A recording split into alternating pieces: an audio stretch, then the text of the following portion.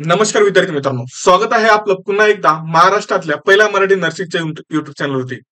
विद्यार्थी मित्रांनो, आजच्या दिवसाला जी तुमची कॅप राउंड 2 आहे त्याची सिलेक्शन लिस्ट जाहीर झालेली आहे. खूप साऱ्या विद्यार्थ्यांसाठी आनंदाची बातमी असेल, त्याचप्रमाणे खूप साऱ्या विद्यार्थ्यांना कन्फ्युजन निर्माण होईल.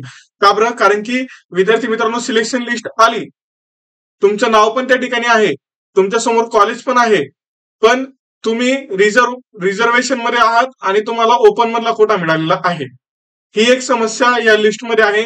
दुसरी समस्या, कॉलेजचं नाव दिलेलं आहे, त्याच्या पुढे काही वर्ड्स दिलेले आहेत.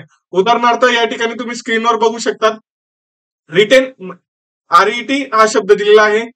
त्याचप्रमाणे वरती जर अजून गेलो मी, तर या ठिकाणी तुम्हाला नो प्रेफरन्स असं दिलेलं आहे. किंवा काही ठिकाणी अजून जर दाखवलं गेलो कुठे कुठे काय काय दिलेलं आहे, थोडंसं खाली जर आपण गेलो, अजून थोडंसं खाली जातो, या ठिकाणी नो चेंज आहे.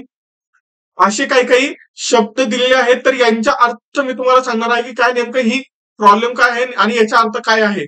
म्हणजे तुम्हाला कॉलेज मिळालं आहे का नाही मिळालं आहे, का कॉलेज चेंज झालेलं आहे, का कॉलेज दुसरं मिळालेलं आहे, हेच मी तुम्हाला आज समजावून सांगणार आहे. त्यामुळे व्हिडिओ शेवटपर्यंत बघा, आवर्जून व्हिडिओला दुसऱ्या विद्यार्थ्यांपर्यंत पोहोचत राहा, जेणेकरून सर्व विद्यार्थ्यांपर्यंत महत्वाची माहिती मिळत राहील. सर्व विद्यार्थ्यांना महत्वाची माहिती मिळत राहील. सगळ्यात पहिले जर गोष्ट करायला गेलो तर विद्यार्थी मित्रांनो,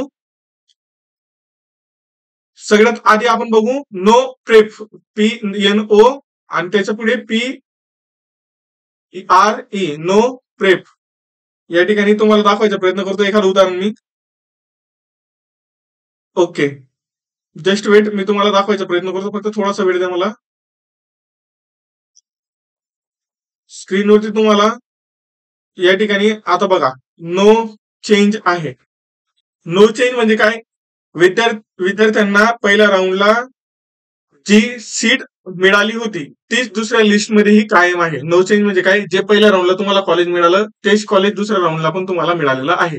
पहिला अर्थ नो चेंजचा, जे कॉलेज तुम्हाला पहिल्या राऊंडला मिळालं तेच कॉलेज तुम्हाला दुसऱ्या राऊंडला पण अलॉट झालेलं आहे. आरईटी म्हणजे रिटेन. त्याचा अर्थ काय?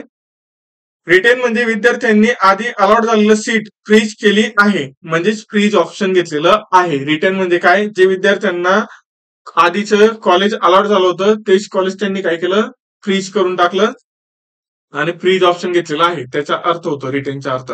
ओके, नंतर आता तुम्हाला नो चेंज झालं, रिटेन झालं. आता नो प्रेफरन्सचा अर्थ सांगतो.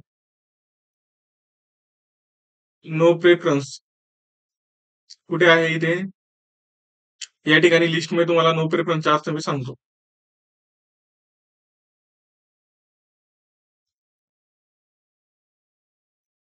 नो चेंजचा अर्थ समजला, रिटेनचा अर्थ समजला.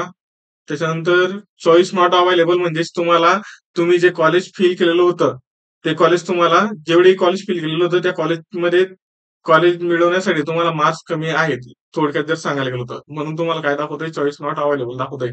किंवा तुम्ही कमी कॉलेज फिल केले असतील म्हणून त्या ठिकाणी तुम्हाला चॉईस नॉट अवेलेबल दाखवत आहे. आता या ठिकाणी हे बघा,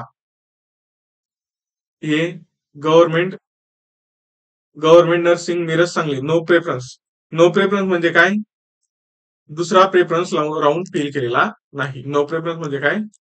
याचा अर्थ काय? प्रेफरन्स फॉर्म भरलेला नाही. कॅप राऊंड 2 साठी प्रेफरन्स फॉर्म भरलेला नाही. नो प्रेफरन्स म्हणजे काय? कॅप राऊंड 2 साठी फॉर्म भरलेला नाही, म्हणून तेच कॉलेज तुमच्या नावासमोर शो होत आहे. ठीक आहे, तर तुम्हाला याच्या व्यतिरिक्त अजून काही डाऊट असेल, काही समस्या असेल तर लवकरात लवकर कमेंटमध्ये मला विचारा.